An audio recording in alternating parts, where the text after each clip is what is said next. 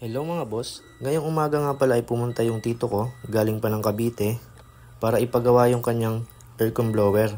Kasi sabi niya minsan daw ay humihinto at saka maingay na.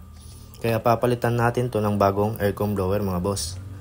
Ituturo ko sa inyo kung paano magpalit ng aircon blower ng BIOS mga boss.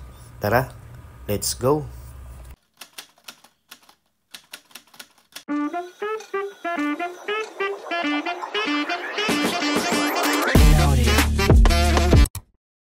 Unang gawin nga natin dyan mga boss, tanggalin muna natin yung cover ng ating cambio.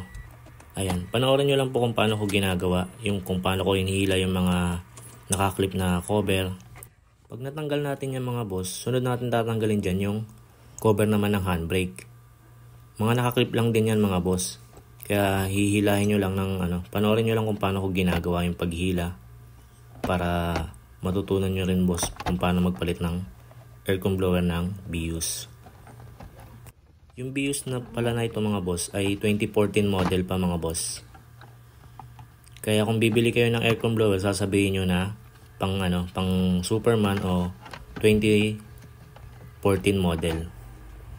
Ayan. Panoorin nyo lang mga boss kung paano ko tatanggalin yung cover ng handbrake.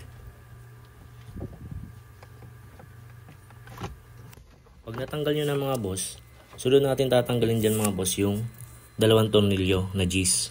Gumamit kayo dyan na boss ng T-wrench kasi nasa medyo malalim. Ayun, kagaya ng ginawa ko. Size 10 yan mga boss. Luwagan nyo lang yan mga boss, just tanggalin nyo. Kasi hihilahin natin mga boss yung isang buong cover na yan. Pag natanggal nyo na yan mga boss, sunod naman yung dalawang G's dito, yung size 10 din. Gamit ka rin kayo dyan ng size 10 na T-wrench. Ayan. Panoorin nyo lang mga boss kung paano ko ginagawa. At next dyan mga boss, huwag nyo kalimutan yung clip dito sa may ilalim. Ayan. Tapos pwede nyo lang hilahin yan mga boss. Ayan. Ganyan lang po mga boss para medyo lumawag yung ating pagtatanggalan ng aircon blower. Tapos next naman dyan mga boss, gamit kayo ng Phillips screw o kaya size 10 din na socket. Ayan, tanggalin nyo yung tornilyo na yan. Dalawa yan mga boss, kabilaan. Huwag nyo palang kakalimutan mga boss kung saan mga nakalagay yung tornilyo kasi magkakaiba rin po yan ng mga sukat. Yung iba kasi parang Phillips screw, yung matutulis yung dulo. Ayan. Tapos next dyan mga boss, tanggalin nyo yung tatlong Phillips screw dito sa may bandang ilalim, sa may driver side, sa may ilalim ng manibela mga boss. Tapos tanggalin nyo yun nandyan sa may ilalim mga boss, yung cover nya. Next naman dyan, tanggalin nyo yun nandyan sa may ilalim na clip ng ating parang carpet mga boss. Ayan o. Hihilahin lang naman yan mga boss. Next naman dyan, pwede nyo nang tanggalin yung cover na yan. Hihilahin lang naman yan mga boss, nakaklip lang yan. Tapos yung socket, hilahin nyo lang din. Ayan. Next naman dyan mga boss, tanggalin natin yung dinadaanan ng hangin. Itong plastic na to, ayan o. Yan, nandiyan lang sa may gilid yan. Hihilahin nyo lang din yan mga boss.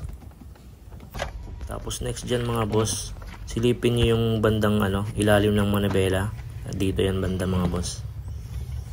Ayan. Yung pinagkakabitan ng parang bracket na na bakal na yan. Ayan, kung nakita nyo yung size 12 na nut, yan yung tatanggalin natin mga boss para maigalaw natin yan, yung bracket na yan, kasi nakakasagabal yan sa paghila ng blower mamaya. Ayan o, tanggalin nyo lang yan mga boss. Pag naluwagan nyo naman yan mga boss, pwede nyo nang kamayin yan mga boss. Ayan o, panoorin nyo lang kung paano ko gagawin, kung paano ko tatanggalin yung dosing nut na yan sa ilalim ng bandang manibela. Ayan. Ganyan po yung tsura niya mga boss. Tapos next yan mga boss, yung nasa may ilalim naman. Ayan. Size 12 din yan mga boss. Tornilyo naman yan mga boss. Ayan o. Size 12. Tanggalin nyo rin yan mga boss para maigalaw natin yung bracket na yan, yung bakal. Next naman dyan mga boss, gamit kayong long nose. May makikita kayo dyan na nakaklip. Isang ng wire. Ayan o. Makikita nyo. Panoorin nyo lang kung paano ako ginawa mga boss.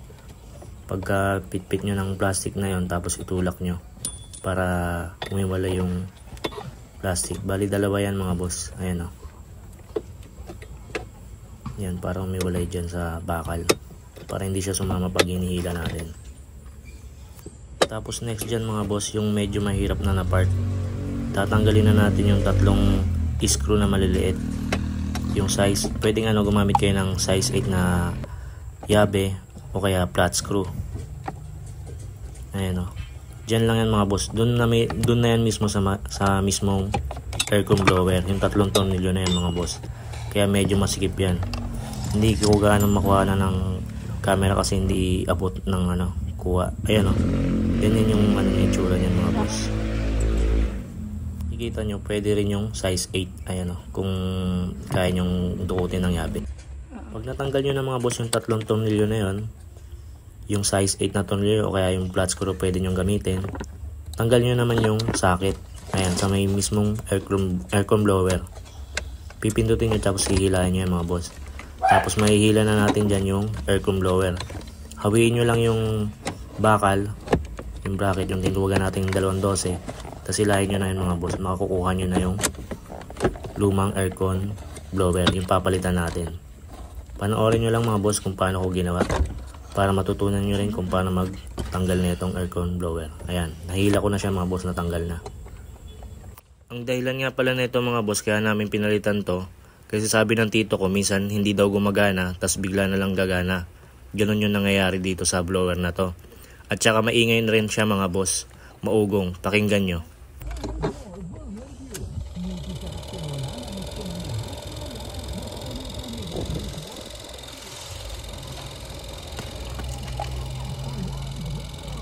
Sa pag-testing yan mga boss, kahit hindi nyo na-start yung makina mga boss, kailangan nyo lang i-on yung susi, tapos paganahin nyo yung aircon, gagana na yung blower na yan. Matetesting nyo na yung inyong blower. At testingin na rin natin mga boss yung bagong ikakabit natin. May petsa rin yan mga boss pag binili nyo siya sa auto supply. Pakinggan nyo mga boss kung ano yung pinagkaiba nila.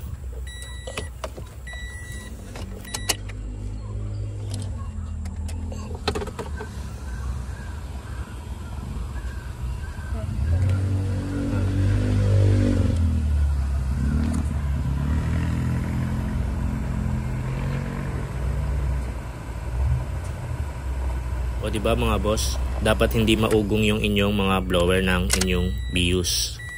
Kapag ikakabit nyo na yung bagong bili nyo na aircon blower mga boss, ganito ang gagawin nyo mga boss. Kung nakikita nyo, may guide yan. Ayan o. Diyan nyo itatama yung sa may aircon blower nyo. Ipapasok nyo yan dyan para sumakto din yung socket ng aircon blower.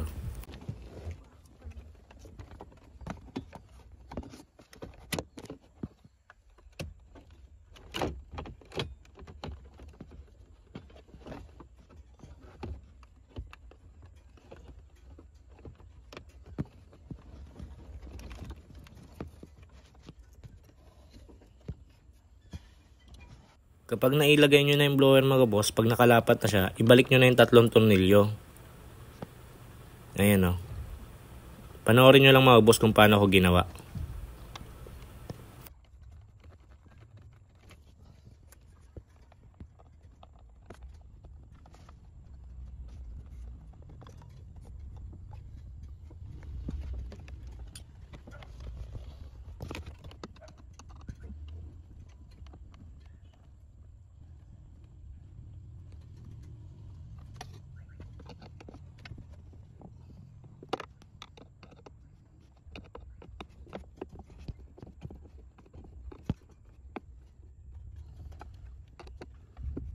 Kapag nailagay nyo na yung tatlong tornilyo mga boss, pag mahigpit na, syempre, huwag nyo kalimutan yung socket ng aircon blower nyo. Ikabit nyo na rin yan mga boss. Kailangan lang naman ipasok yan mga boss, kusa na maglalak yan. Tapos itutulak nyo lang mga boss. Ayan, panoorin nyo kung paano ko ginawa. Okay, yan. Ganyan po mga boss. At ibalik natin yung mga wire mga boss. Ayan, kung nakikita nyo, yung mga may clip, para maging maayos tingnan yung ating paggawa mga boss. Next natin dyan mga boss, ibalik na natin yung 12 na nut dun sa may itaas ng ating bracket.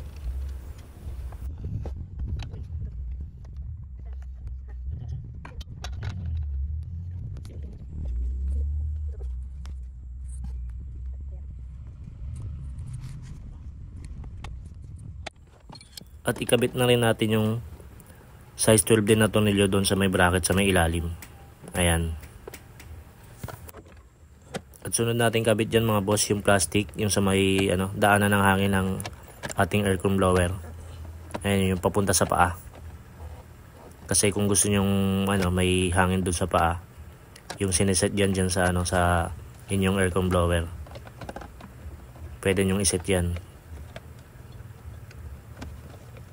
Kung anong mode yung gusto nyo, yung may hangin sa paa o yung nakarekta lang doon sa inyong harapan. Tapos next dyan mga boss, ibalik lang natin yung kung ano yung mga tinanggal natin dyan sa ating sasakyan para matanggal yung ating aircon blower. Ibalik nyo lang mga boss.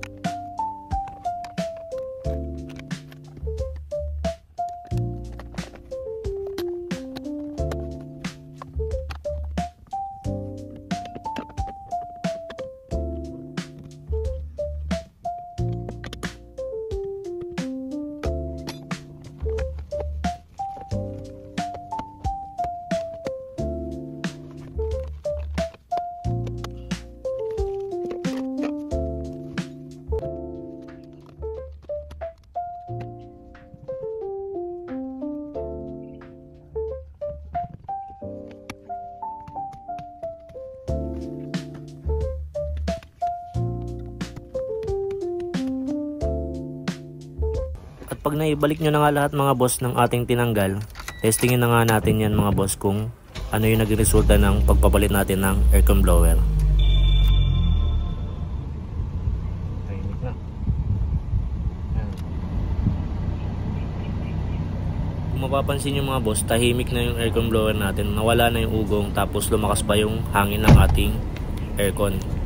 At ganyan nga lang po yun mga boss kung paano magpalit ng aircon blower ng Toyota Vios. Sana po may natutunan kayo sa video na to at huwag niyong kalimutan mag-like at mag-share at mag-subscribe na rin kayo sa akin channel mga boss. Salamat!